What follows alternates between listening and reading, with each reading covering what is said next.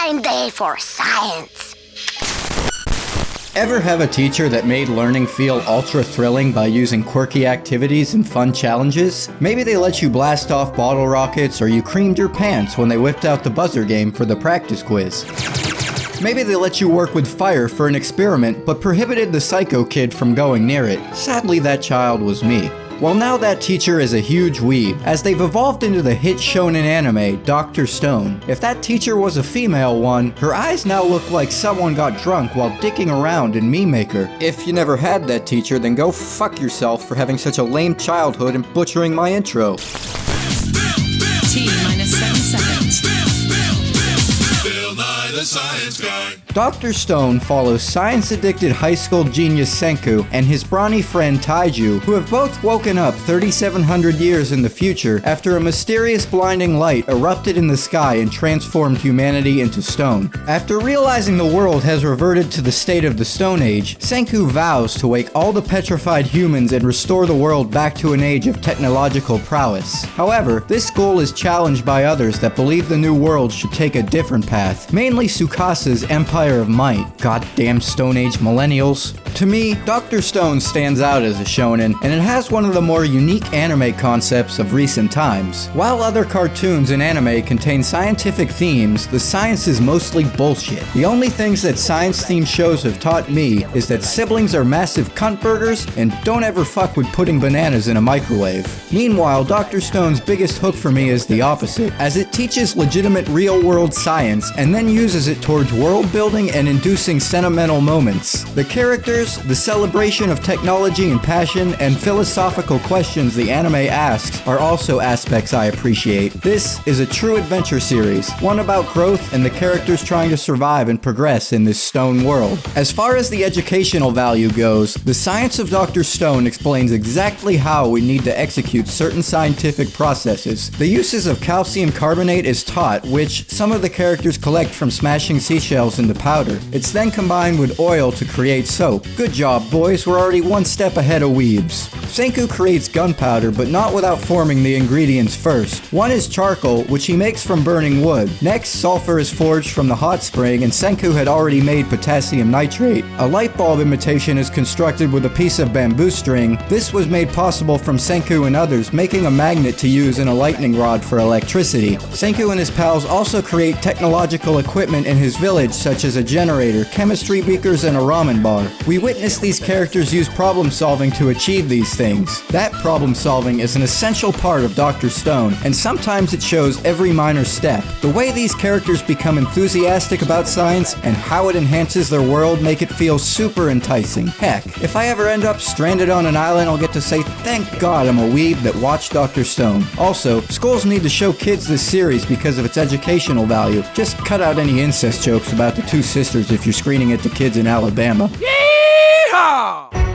Dr. Stone is a great example of world building as well, and it couldn't be a more literal definition of it. Senku's goal is to restore the world to a place where technology thrives. However, his village doesn't just grow easily like a horny chia plant. In Dr. Stone, careful planning and time is put into the expansion. During exploration, we come across people who were living in this world before Senku was depetrified, those that have formed their own village. Since the world lost its technology, we discover how various parts of it have shifted. Like these monkeys believe they're a whole squad of Winstons now. The loss of technology gives the characters a chance to design a new society. Senku utilizes science to create a variety of tools, machines, chemicals, food, and utilities so that his kingdom of science can grow and contain technology for combating opposition, such as Tsukasa's Empire of Might. This is another reason I think this shonen stands out. The characters don't have supernatural powers or abilities for fighting. They can't just suddenly cosplay as a log. Instead, they typically use the power of science to fight or rely on strategically outwitting their opponents. Chrome harnessed the power of a magnifying glass to make Magma, well, kinda live up to his name. Because of the lack of powers, the main character Senku, who has the physical ability of the kids in Grave of the Fireflies, relies on others for the nitty-gritty stuff, like when he depetrifies Tsukasa to fight a lion. That man popped out of that stone and wrecked that lion like he was having a never-ending nightmare about the Lion King live-action remake.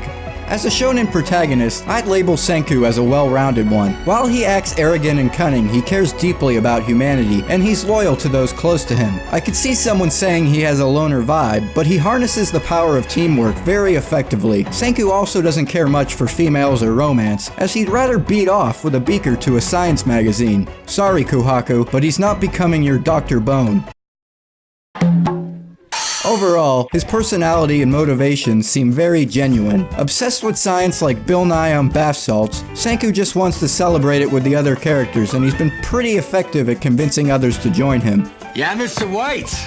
Yes, science! Like Senku, the other characters also have things that heavily drive them. A good way to sum them up is to say that they're very passionate. Thus, I believe a key theme in this show is passion. Kuhaku is mega devoted to curing her sister's sickness, and she spends plenty of time enhancing her physical ability. Now, I don't care if you think her eyes look funny, I still want a piece of that Stone Age ass. Taiju is constantly expressing his emotions as he's easily motivated and will do anything to protect his love interest, Yuzurea. Kaseki is a dedicated craftsman, and given the opportunity to construct items, he blows a load very gigantic for someone his age. Kinro is a strong believer in hard work and holds a ton of loyalty towards upholding rules. Gen literally chose to follow Senku in his Kingdom of Science just because Senku promised him a cola. That's gotta be the most powerful definition of thirst I've ever heard. Chrome, who had been practicing what he believed was sorcery his whole life, becomes Senku's apprentice. He too wants to spread the celebration of what he now realizes is science. This anime wants us to celebrate our passions. While many different shows have traditionally portrayed science and technology in a negative light,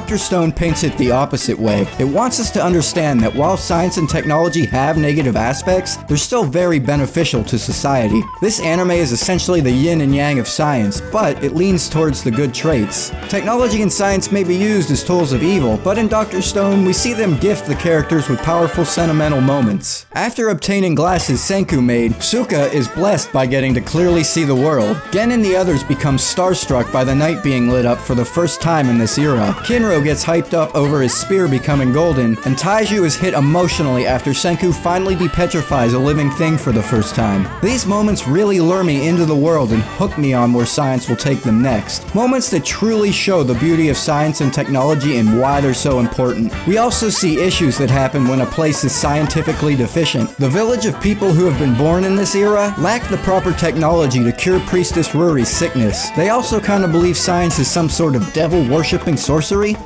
And you two motherfuckers need Jesus. Next, I want to discuss the compelling philosophical battles, a large element of Dr. Stone. In this show, there are two main sides, Senku's Kingdom of Science and Tsukasa's Empire of Might. Senku's side hopes to revive all humans and restore the world to its technological era, a place where anyone is welcome. Tsukasa's side plans to revive only the youth and wants to prevent the world from reverting to a period of technology. Tsukasa, who believes that no one should hold ownership over anything, preaches to Senku that reviving the adults would lead to the old world's corruption. This is a chance to purify humanity, he states. Senku, however, wants to see civilization progress and believes that science can provide the answers to anything. A world without science would be very dull to him. I am mad scientist. It's so cool. Son of a bitch. The battle between them reminds me of Light and L. Well, if Light decided to follow Saitama's workout routine and become Amish. The viewpoints behind these two sides really feel like they're setting the plotline's path going forward. Become part of a world that halts progress to lessen the chances of corruption and gain a false peace, or one that tackles the risks of science and technology to achieve a higher functioning society where you're free to follow your passion. I always appreciate it when shows raise questions like this. For me, I greatly lean towards Senku's side. In Tsukasa's world vision, you don't have the interference of technology, and everyone will be young for a bit. Thus, it'll be a while before you have to draw boomer memes on a rock. However, I'd argue that humans will find ways to form corruption with or without technology. A lot of people are just natural fucking dicks, and they'll find a way to screw you over. Whether it's enslaving someone in the dungeon of a Walmart in our current time, or during the Stone Age it's some douche trying to raise the trade value of prescription rocks. Some of the kids that Tsukasa revives will eventually become asinine adults. In Senku's world vision, there's arguably a chance we get more of that, but we still get to see the benefits of science and technology, and that's something I believe this story's creator wants us to see.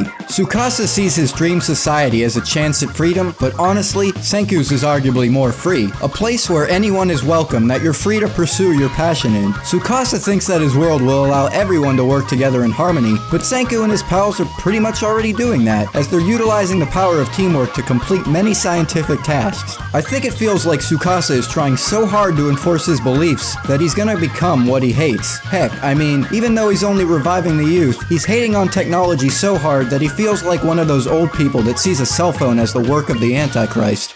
The theory of how humanity would handle things if challenged with a technological reset is also explored. Since the villages and families that have been formed by people who awoke from stone before Senku lack the knowledge to progress like him, I really want to see what and who else is out there and what happened to everything from the technological era. Is there machinery that didn't completely break down? Did Twinkies really last as long as expected?